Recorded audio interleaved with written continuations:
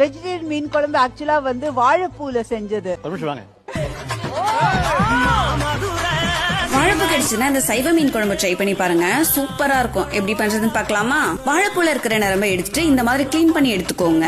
இப்போ ஒரு பவுல் 50 கிராம் கடலை மாவு, 1 டேபிள் ஸ்பூன் அரிசி மாவு, 1/2 டேபிள் ஸ்பூன் மிளகாய் தூள், டேஸ்ட்டுக்கு தகுந்த மாதிரி உப்பு, கொஞ்சமா தண்ணி சேர்த்து நல்லா மிக்ஸ் பண்ணிட்டு வாழைப்பூவை இந்த மாதிரி டிப் பண்ணி ஃப்ரை பண்ணி ஓரமா இருக்கட்டும். இப்போ ஒரு சட்டியில நல்லெண்ணெய், கடுகு, சீரகம், வெந்தயம், 10 பல்லு பூண்டு, 2 பெரிய வெங்காயம் எல்லாத்தையும் சேர்த்து நல்லா வதக்கிக்கோங்க.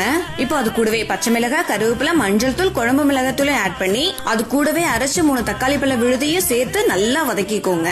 இப்போ எலுமிச்சம்பழம் சைஸ் புளிக்கரைச்சலையும் ஆட் பண்ணி நல்லா கொதி வந்ததும் கொஞ்சமா அரைச்ச தேங்காய் விழுது, குழம்புக்கு தேவையான அளவு உப்பு ஆட் பண்ணிட்டு கடைசியா வாழைப்பூவையும் ஆட் பண்ணி உடனே அடுப்பை ஆஃப் பண்ணீங்கன்னா சைவ மீன் குழம்பு ரெடி. இந்த வார எபிசோட்ல கவனி அரிசி இடியாப்பம் கொஞ்சம் டிஃபரெண்டா இருந்துச்சு. நெக்ஸ்ட் வீடியோல அதையும் பண்ணலாமா? ரெசிபி வேணும்ன்றவங்க சொல்லிட்டு போங்க. பாய் மக்களே.